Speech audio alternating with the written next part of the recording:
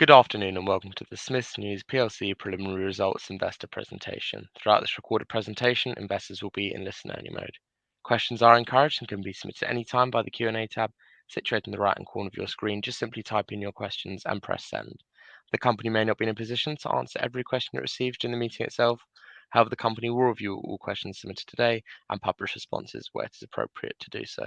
Before we begin, I'd like to submit the following poll. And I'd now like to hand you over to Jonathan Bunting, CEO. Good afternoon, sir. Thank you very much. Good afternoon, everyone, and thank you for dialing in for our update today of our annual results.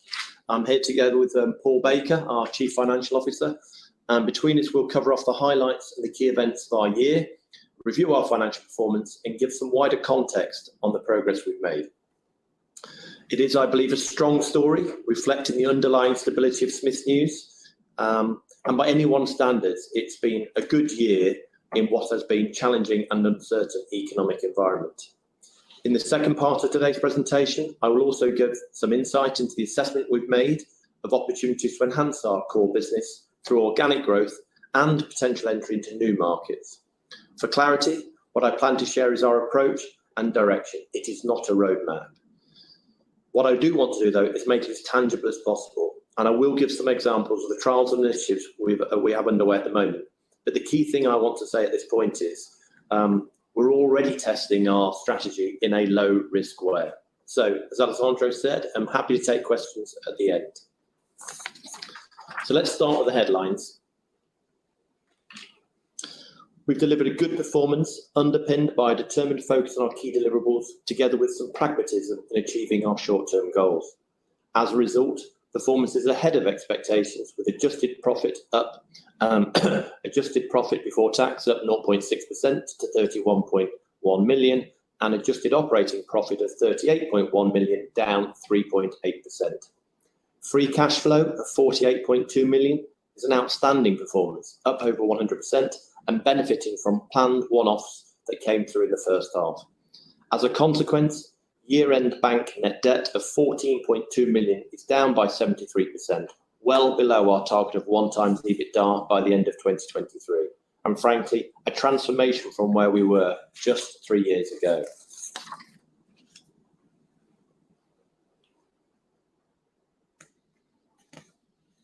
There's no one single factor for achieving these results. Rather, they are founded on sustaining the positive circle of close cost control, maximising sales, and an agile response to ancillary revenue opportunities. Looking ahead, these qualities will remain essential, but as I indicated earlier, we're in a strong position to continue to deliver value to our shareholders, alongside providing an invaluable service to our clients and our retail customers. Our reduced borrowings mean we can be confident in paying dividends this year to the full extent of the 10 million cap that was agreed under our new banking agreements from December 2021. The recent award of publisher contracts amounting to 35% of our revenues and over 50% of our magazine share sends a clear message about the future shape and security of our network. And finally, we have identified a range of options to enhance our core business by taking our skills and assets into adjacent markets. I'll talk later about these, but for now I'll hand over to Paul, who'll talk you through the numbers in more detail. Thank you, John, and good morning, everyone. Starting with the financial headlines on slide 5, revenue was down 1.8%, a better performance than the pre-pandemic declines of 3 to 5%, and was buoyed by better than expected one-shot and magazine sales. The impact of inflation was managed in line with guidance given earlier in the year, with the net impact of 2.1 million largely flowing to adjusted EBITDA, which was down 1.9 million at 40.7 million. Adjusted operating profit, down 1.5 million, will become our new profit performance measure from 2023 and includes both depreciation and IFRS 16 lease accounting adjustments. Free cash flow increased 100% to 48.2 million and includes the final settlement of deferred consideration from Tuffnells of 14 million and the return of the pension surplus of 8.1 million. Both receipts were used to pay down debt in line with the terms of our financing agreement. As a result of these cash flows, bank net debt was reduced to 14.2 million at the end of the year. Reported leverage is now 0.3 times EBITDA compared to 1.2 times last year. Average net debt, meanwhile, reduced 40% to 49.9 million for the full year. We are pleased to show a dividend per share of 4.15 pence for the year. We've increased this dividend from 4 million in 2021 to 10 million that John referred to in his headlines. Now on to the adjusted income statement on slide 6. The 1.8% decline in revenue has a 20 million impact at the top of the income statement. The impact at a profit level, however, is mitigated due to the stronger product mix towards magazines and one-shots. We shall cover this further on the next slide. As I have mentioned, the main driver of the 1.5 million reduction in operating profit was the net impact of inflation of 2.1 million. As previously guided, we saw pressure on contractor and warehouse staff costs from early in the financial year, which we have managed to offset through cost reduction measures and the benefit of higher prices for the sale of waste paper. As we move into 2023, we are still subject to inflationary pressures in the broader economy, but we are not seeing the same level of staff and contractor shortages this year. As a result, we remain confident that our cost out plans and additional revenue activities will be able to offset the annualisation impact of last year's cost increases and maintain performance in 2023. Net financing charges have reduced by 1.7 million due to the lower levels of debt, and as a result, profit before tax increased to 31.1 million. The tax charge at an effective tax rate of 17.4% was a 1.2 million higher than last year, because that benefited from the final utilisation of Tufnell's losses.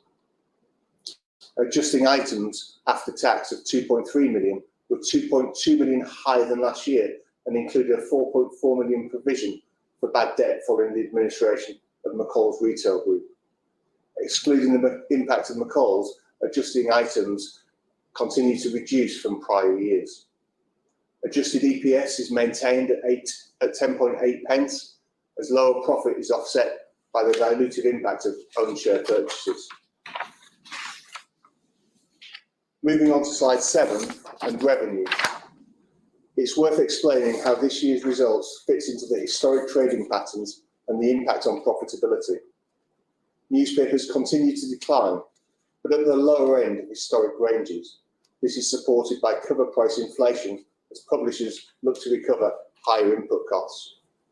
Magazine sales were declining at 5 to 6% prior to the pandemic and have also shown some resilience, with a decline at less than 3%. Higher levels of travel and a year free of lockdowns have also helped support these sales levels. One-shots performed particularly strongly, up 43% year on year, and are now contributing more to our profit than before the pandemic. While sales have benefited from the return to school compared to 2021, the publishers have had real success with Pokemon and Premier League football trading cards, which are sustaining sales into 2023.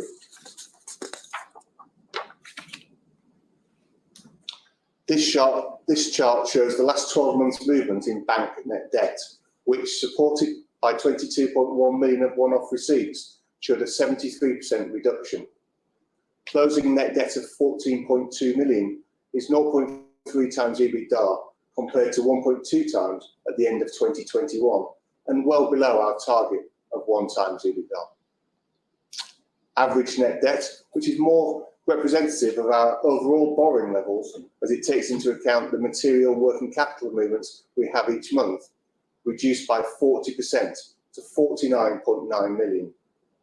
In the last quarter, this average net debt dropped further to 34 million compared to 73 million in Q4 last year. Operating cash flows on this chart represent the underlying cash generated by the business available to pay down debt and pay dividends.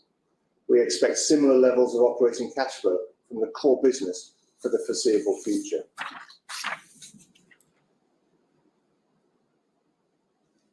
We've used this next slide, which is slide 9, to set out modelling guidance. We use a basic premise that both profit and underlying cash flows are maintained. Decline in newspaper and magazine revenues are offset by cost out savings and other mitigating measures and ancillary revenue activities. Net debt and interest both reduce as a result of cash flow generation. Interest has a SONIA underpin and will therefore move in line with base rate. CapEx of 2 million in the last 2 years have been lower than guidance. The depot refurbishment and IT improvement programs, which are now underway, should increase CapEx to around 10% of adjusted operating profit on average going forward. And the dividend of 10 million that are permitted under the current banking facility are our planning assumptions. And finally, just a brief update on a change to our headline performance measure the business will use from 2023. The business will move from the adjusted EBITDA pre-IFRS 16 to an adjusted operating profit APM, which is a number you will see in our income statement. This will enable the business to continue to focus on operational performance, including the impact of leases through depreciation, while moving away from the historic measure. Now back to John. Thank you, Paul. I'd now like to spend a little time looking at the key drivers in the core business this year, the priorities that we have so relentlessly pursued, and where this positions us in terms of our future opportunities and direction. There should be no major surprises in this first section, but I'm sure the sharp-eyed will have noticed that I've used the title here, Enhancing the Core.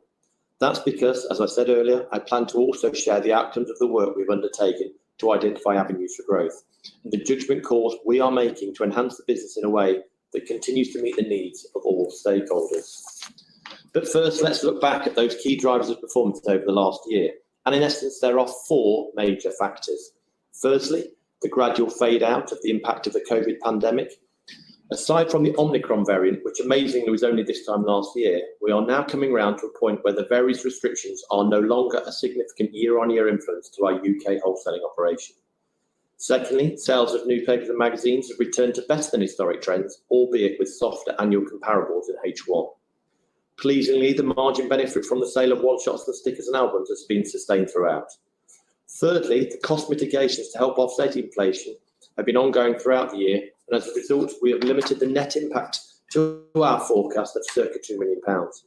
As you would expect, there will be some carryover into the current year, which we've allowed again for in our forward planning.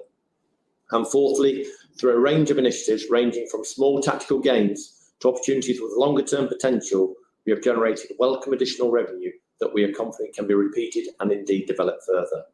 Finally, the improvement to our debt and cash flow benefited from the expected inflows, but also from the disciplined management of capital.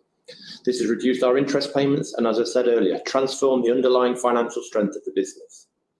This in turn supports the increase in dividend, whilst the new contracts give us confidence in the visibility of cash flows that will be underpinning our future shareholder value. As I said earlier, I hope there are no surprises in that. It should also be no surprise too that we've made good progress with the priorities that we laid out this time last year. I don't propose to go through each one of those that's listed here.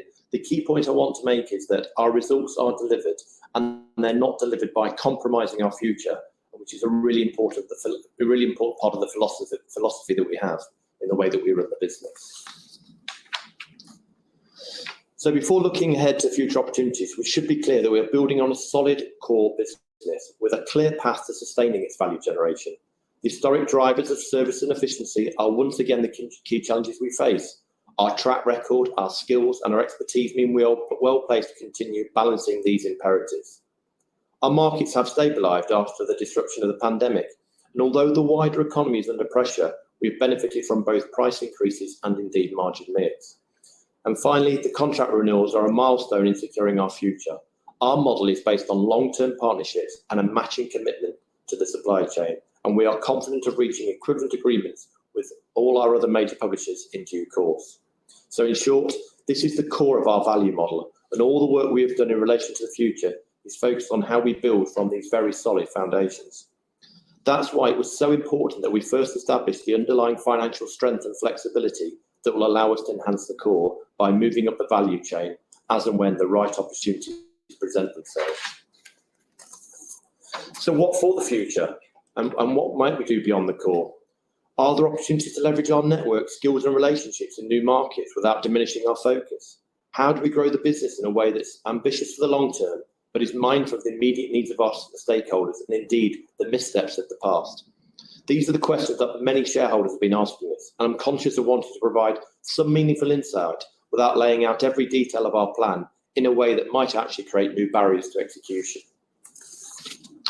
Before I come on to specifics, it's worth saying that as we look ahead, we first tested our business model and its capabilities against the trends and opportunities that are emerging in and adjacent to our core markets. All the options for growth we have identified are grounded on these twin tracks of a robust market assessment and a detailed review of our capabilities as they stand today. The robust analysis including assessing opportunities against the macro trends in logistics and warehousing, forecast changes in consumer behaviours, the future requirements of our publishers and retailers and beyond what we do for them today, and last but not least, the practical transferability of our skills to give us competitive advantage. In parallel to this review, we've also developed a set of guiding principles that will ensure we meet the needs of all stakeholders. First and foremost, we will seek to enhance our core business and will not allow our pursuit of growth to distract that progress. In short, we will grow from this enhanced core, not in isolation of its foundational importance. This is what we mean when we talk of pursuing adjacent opportunities rather than outright diversification. Secondly, where possible, we will prioritise opportunities that facilitate enhanced partnerships with our existing retail customers and publisher clients. Thirdly, and this is pivotal to what I have to say today, we will pursue an adaptive and agile approach, combining organic opportunities with focused bolt-on acquisitions. And that's important. So it's a combination of organic opportunities and focused bolt-on acquisitions.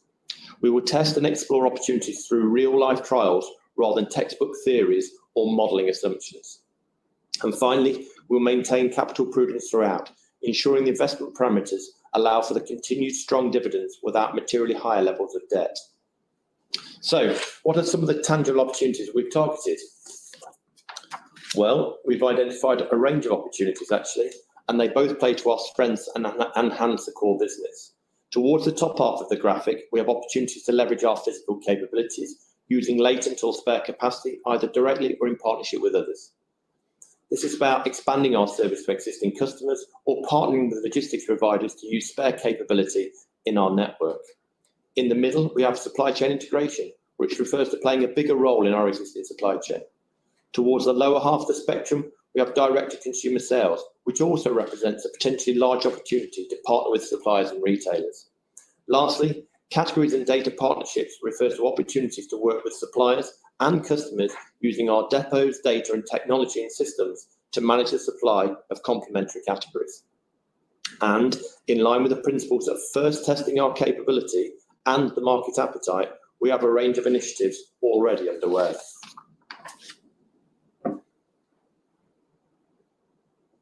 So, starting with service expansion at the top.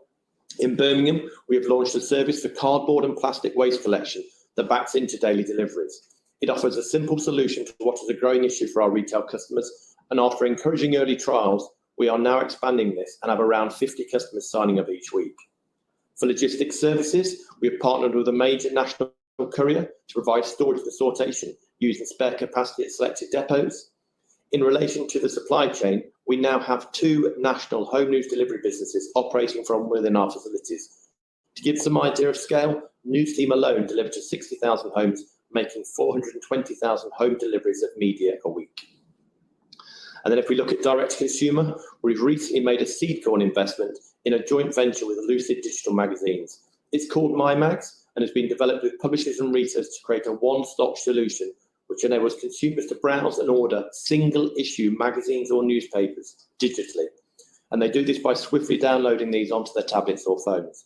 By offering a simple solution that's accessible at the fixture or in the store, MyMags complements traditional print sales and effectively increases the range of titles that are available in the stores, albeit digitally. And then finally, at the bottom, we have in-category and data partnerships. This summer, we supplied and serviced over 50,000 DVDs into a leading supermarket using our EPOS-driven replenishment systems. In this way, the stores did not have to hold or handle the stock, process returns, or forecast demand. From the retailer's perspective, it's a super simple solution for an otherwise time-consuming and complex to manage category.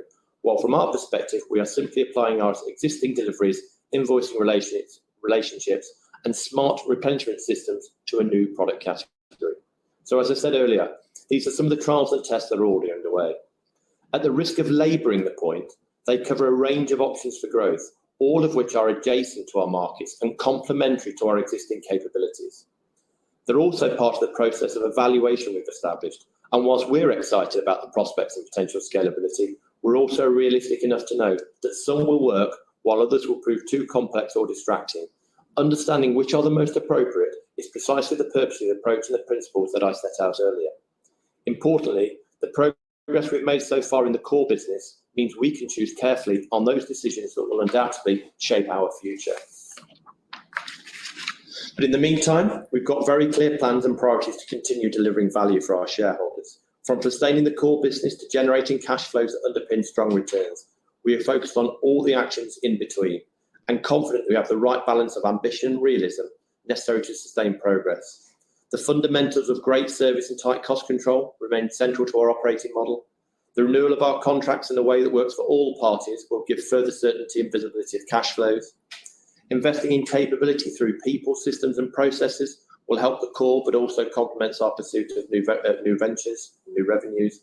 And last but not least, we'll seek to maintain strong returns for our shareholders, paying dividends subject to our performance up to the full limit of the 10 million cap. This overarching commitment to the reliable delivery of tangible value remains our #1 priority. So, in summary, we believe we are well placed to grow shareholder value. The core business has come through some difficult years in good shape, and it remains a solid foundation for tangible value creation. The discipline we have shown these last 3 years has not only strengthened our finances, it has given us the flexibility to explore new opportunities without compromise to the deliverables that our stakeholders expect and indeed rely on. In terms of outlook for the current year, actually we've made a good start. Our markets again have returned to historic trends with the relative predictability that brings. Inflation remains a key pressure, but within our forecasts, and trading year to date is in line with our expectations. So on that note, very happy now for Paul and I to answer any questions anyone may have submitted. Jonathan, Paul, thank you very much for your presentation. Ladies and gentlemen, please do continue to submit your questions just using the Q&A tab, which is situated on the top right-hand corner of your screen. But just while the company take a few moments to review those questions submitted today, I'd like to remind you that a recording of this presentation, along with a copy of the slides and the published Q&A, can be accessed via your investor dashboard. As you can see, we received a number of questions throughout today's presentation. If I could ask you just to read out the questions and give responses where it is appropriate to do so, I'll pick up from you both at the end. Thanks very much. So the first question we have, can you talk about the cost inflation outlook and how we can digest some, if not all, of the cost increase? And could you talk about the status of subletting some of your warehouses? As you have mentioned before, is there any potential to further optimise our hard assets? If I take the first bit on inflation, Yep. John, and let you answer the one on the warehouse. So inflation, yeah, we talked about the annualisation impact of inflation. We expect that to be broadly about 1.5 million into 2023. That's in our plans, and we expect the cost out programme and the ancillary revenues that we're pursuing to offset that. So we expect to be able to maintain performance and cover that impact of inflation. On the warehouses, John? Yeah, it's a good question. So yes, you're right, we did talk about that at the half year. We've continued to make progress with that. Lots of what we've been doing with clients in that area is both repeatable and indeed we can grow the revenues in that area. I don't think it's necessarily absolutely core to where we're going from a growth perspective. But that said, the clients we're working with are very happy with our capability, very happy with the culture we have within the business, and therefore it's an area that could potentially grow. But for the purposes of our 3-year forecast, the revenues associated with that particular area are not material. Thanks, John. The next question is again, partly inflation related, but how does inflation affect revenue? Do your customer contracts include inflation-linked price increases? I think that we have two revenue streams. So one is essentially cover price, Yeah. which our contracts have in there. So clearly, if publishers increase their cover prices, we benefit from that because we're paid on a percentage of that cover price. We don't have control of when those increases come through, but clearly in the final quarter of last year, we benefited as publishers were looking to recover some of their input inflationary costs. And then the other part is when we deliver to our retailers, we apply a delivery service charge, and that has to some degree an inflationary impact recalculated every year, although we have to be mindful about how much that increases, making sure we protect the category at a retail level. Hopefully that answers that one. The next question is, what is your target for debt levels? Well, what will you do with your cash once you've achieved your debt target? I guess we have a stated debt target of 1x EBITDA. We're unable to maintain that under our current banking facilities, and therefore we will continue with our banking facilities to pay out the maximum dividend we can and pay down net debt with the remainder. Jonathan, one for you. City analysts seem to think revenues will decline by 4% annually through 2025. Do these estimates seem sensible to you, and can you maintain earnings in that environment? Yeah, good question. So pre-pandemic, the business revenue decline was typically 4 to 5 percentage points each year, and we've returned to those sorts of trends, over the last 12 months. So I think from modelling purposes, declining at 4% is a sensible assumption. And in terms of how would we maintain profits and cash flow through that period, in exactly the same way we have been for the last 10 years, through a combination of managing our cost base with great care and some agility, driving up ancillary revenues, and for the benefit of driving proactive sales and the margin mix that can come with that. Thank you, John. The next one again is about average daily debt. So the current average daily debt was 36.7 million. Would you expect this number to trend in 2023 and 24? I mean, continually downwards, I think. So our operating cash flow will be 20 to 25 million, and we'll pay dividends of 10 up to our cap. If we deliver that, and that will mean the remainder will be used to pay down our net debt. So hopefully that is pretty clear from a planning perspective. What about fees? Bank arrangement fees were 2.9 million in 22. What are your expectations for the current year? There's no more, so we've completed that refinancing in December. Last year, there's no more cash payments. So there is P&L charges to the end of the 2025, August 25, the term of the facility of 1.2 million per year, but the cash flow has already taken place.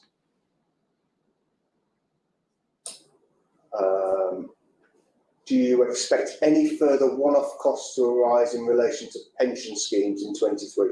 No, it's all completed now. I've received the surplus, so we've provided some one-off insurance. We have some provisions for providing insurance in the future, but there's no further costs. Well, a bit of a longer question, so I'll take a deep breath here.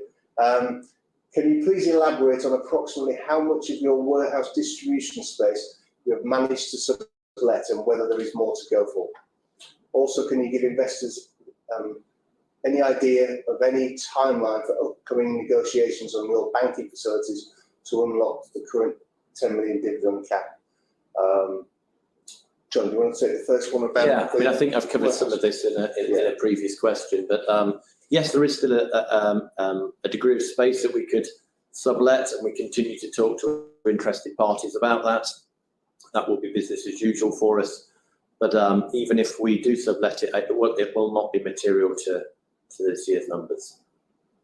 Yeah, and on the banking facilities piece, we just increased the dividend from 6 to 10 million this year by the refinance we did in December 21. There's no current plan to renegotiate that now, but clearly we'll look to, at the right point in time, to have the negotiations with the banking syndicate.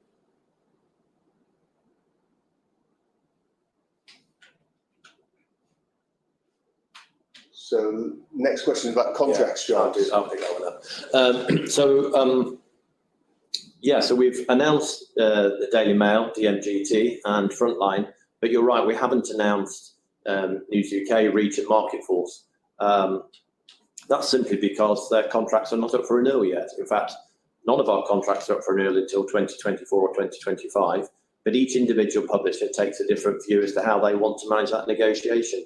Some like to renegotiate early, some a little later, and that's absolutely fine. They're our clients, and we're happy to negotiate at whatever point works for them. That said, we've got excellent relationships with all of our publisher clients, and we're very positive about the relationship we have with them and our ability to renew our contracts with them. Thanks, John. There's a question here about, I think it's about the recycling actually, about the fact that we go out to a lot of small corner shops that generate a lot of waste, and could we drive more value through picking up that waste and returns. That's part of the recycling. Yeah, no, exactly. So apologies if I didn't make that clear in the presentation, but you're absolutely spot on. That is exactly the initiative. So our delivery drivers take the newspapers and magazines out with them. They bring back yesterday's returns of the product that was not been sold, and at the same time collect retailer cardboard and plastic and bring it back, and then we make sure that is then recycled. So yes, we agree with you. There is a market there. It is in growth, and it's something we are therefore exploring and trialing. Thanks, John.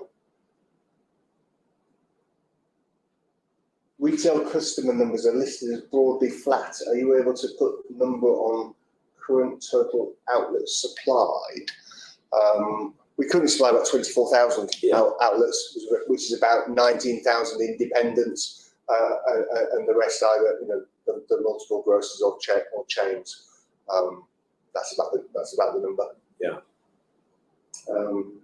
How are potential volume changes and cost inflation reflected in customer agreements? Yeah, so in terms of how the commercial model works for the supply chain, so as Paul has already alluded to, our contracts with our publisher clients are linked directly to volume and cover price.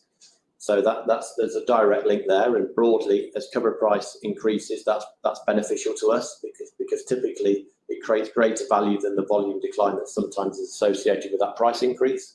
And from a customer agreement perspective, we have delivery service charge, so the charge we levy to deliver the products to our retail customers, and they are index linked. So that's how it's reflected.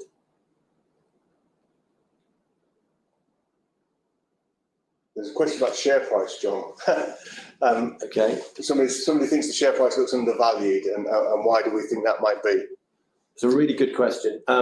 We would agree with you that it looks undervalued, but we would say that, wouldn't we? The whole market has. Let's rewind back a bit. Prior to the recent 3 years, and when the business was known as Connect Group, it had a turbulent period, and that materially impacted the share price and dented people's confidence. Over the last 3 years, we've stripped a lot of the ancillary businesses away, and we're left now with a very strong core.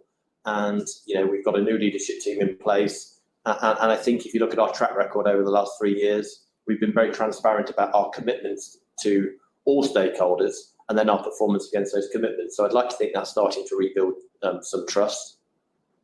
We've done all the things that you would expect us to try and do in terms of sorting out the balance sheet in phase 1 with the disposal of Tuffnells, renegotiating our banking arrangements twice, the latest time to improve the dividend payment potential from 4 million to 10 million. We've started to renegotiate our publisher contracts. We're delivering our profit promises. We've brought down the debt materially. And the last bit, therefore, really is about how do we grow the business. And you've started to hear today the progress we're starting to make in that area. So I think we're trying to do all the right things. Sometimes it takes the market a little while to catch up.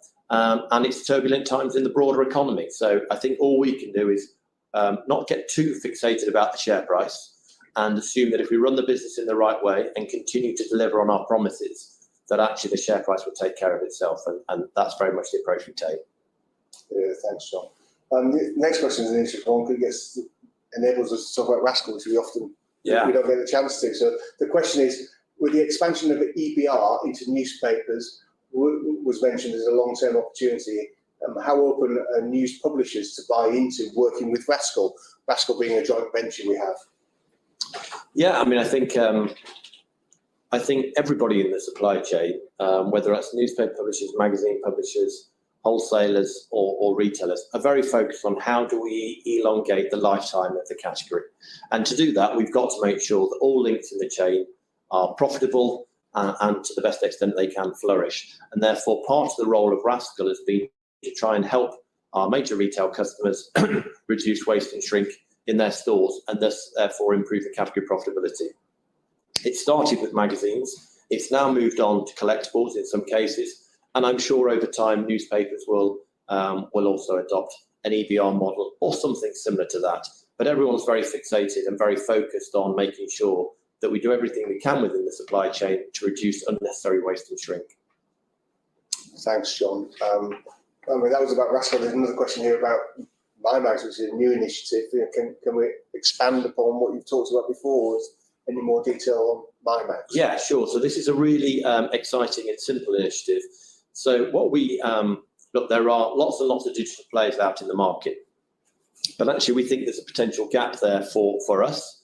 But we recognise we didn't necessarily have the digital skills ourselves. Hence the reason why we've created a joint venture with Lucid Digital Magazines. And how the offer will work is very simply: a consumer can walk into a store, and if the store does not have the magazine they were looking for, or indeed the newspaper they were looking for, either because they don't stock it or maybe they've sold out, there is a simple QR code they can scan, and it automatically takes them to a website which offers them all of the digital magazines and newspapers. And unlike many other digital propositions, you don't need to subscribe for a month or a year or commit to a certain level of downloads. You simply buy a single issue there and then. And therefore, we've been working on that with our publisher clients and our retail customers. And I have to say, so far, the reaction from the supply chain has been very positive. So we're hoping that what we're driving there is a complementary sale, not only for ourselves, but for our publisher clients and indeed our retail customers. Thanks, John. I think that's broadly, I mean, there are other questions, but varying on a theme on debt and those new initiatives, which hopefully we've been able to give you a little bit more colour on. I think that concludes the questions. Jonathan, Paul, thanks very much for that. I think you addressed all those questions you can from investors. And of course, the company will review all the questions submitted today and will publish those responses on the Investor Meet Company platform. But just before redirecting investors to provide you with their feedback, which I know is particularly important to you both, Jonathan, could I just ask you for a few closing comments? Yeah, I mean, firstly, as I started with, I guess, thank you for dialing in and taking the time to show an interest in Smiths News. I hope you feel whenever we do these things, we try and be as honest and open and transparent as we could possibly be. And yet again, we've tried to do that today. It's always a pleasure to have the opportunity to come and present to you. Hope you feel you've got some value from it, and go and buy our shares. Jonathan, Paul, thank you very much for updating investors today. Could I please ask investors not to close this session, as you'll now be automatically redirected to provide your feedback in order that the management team can better understand your views and expectations. This will only take a few moments to complete, but I'm sure will be greatly valued by the company. On behalf of the management team of Smiths News PLC, we'd like to thank you for attending today's presentation, and good afternoon to you all.